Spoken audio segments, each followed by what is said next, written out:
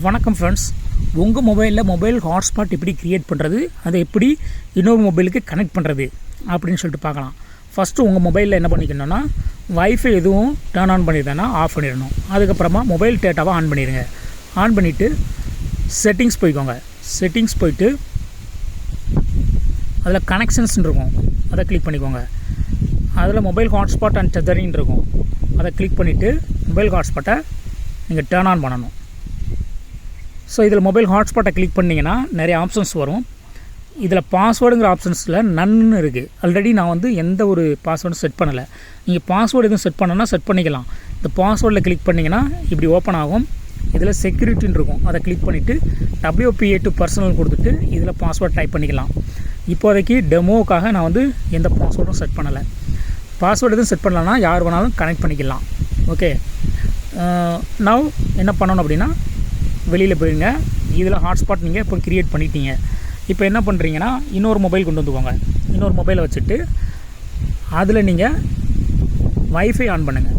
Wifi on பண்ணிங்கன்னா அந்த mobile hotspot உங்களுக்கு இங்கே லிஸ்ட் ஆகும். என்னென்ன வைஃபைலாம் இங்கே சிக்னல்லாம் இருக்கோ அது எல்லாமே லிஸ்ட் ஆகும். ஆல்ரெடி என்னோடய மொபைல் துரை 5Gங்கிற ஒரு வைஃபையோட கனெக்ட் ஆகிருக்கு.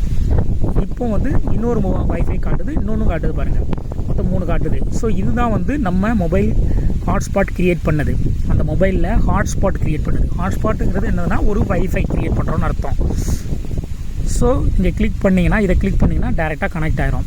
பாஸ்வேர்டு எதுவும் கேட்காது, ஏன்னா பாஸ்வேர்டு ஓப்பனில் இருக்குது. யார் வேணாலும் இந்த சிக்னலுக்கு பக்கத்தில் இருக்கிறவங்க ஈஸியாக கனெக்ட் பண்ணிக்கலாம். இப்போ இன்னொன்று இருக்கு பாருங்கள், ஜியோ ஃபைபர் A6ன்னு. இதை கிளிக் பண்ணுறேன்னா பாஸ்வேர்டு கேட்குது, ஏன்னா இது பக்கத்தில் தான் இருக்குது. ஆனால் பாஸ்வேர்டு போட்டிருக்கிறாங்க. பாஸ்வேர்டு போட்டதுனால அந்த பாஸ்வேர்டு கொடுத்தா மட்டும்தான் உள்ளே போகும். ஸோ உங்களுக்கும் நீங்கள் பாஸ்வேர்டு செட் பண்ணணும்னா செட் பண்ணிடுங்க. ஃபஸ்ட்டே நீங்கள் மொபைல் ஹாட்ஸ்பாட்டில் அந்த செக்யூரிட்டியில் பாஸ்வேர்டு செட் பண்ணிட்டீங்கன்னா யாரும் கனெக்ட் பண்ண முடியாது. மற்றவங்க யாரும் கனெக்ட் பண்ண முடியாது. பாஸ்வேர்டு தெரிஞ்சவங்க மட்டும்தான் கனெக்ட் பண்ண முடியும். ஸோ இந்த மாதிரி மொபைல் ஹாட்ஸ்பாட் நீங்கள் க்ரியேட் பண்ணிவிட்டு அதுக்கப்புறமா நீங்கள் இன்டர்நெட் அக்சஸ் பண்ணிங்கன்னா ஈஸியாக நீங்கள் அக்சஸ் பண்ணிக்கலாம். உங்கள் மொபைலில் உள்ள அந்த ஹாட்ஸ்பாட்டில் அந்த இன்டர்நெட்டு ஷேர் ஆகும். பார்த்தீங்களா, இன்டர்நெட் ஒர்க் ஆகுது. இந்த மொபைலில் எந்த ஒரு சிம்முமே இல்லை. ஜஸ்ட்டு நான் க்ரியேட் பண்ண மொபைலில் இருந்து இன்டர்நெட் இந்த மொபைலுக்கு ஆக்சஸ் ஆகிக்குது. ஸோ இந்த மாதிரி நீங்கள் ஈஸியாக மொபைல் ஹாட்ஸ்பாட் உங்கள் மொபைலில் க்ரியேட் பண்ணி மற்ற மொபைல்ஸ்க்கு யூஸ் பண்ணிக்கலாம். ஓகே, பாய்.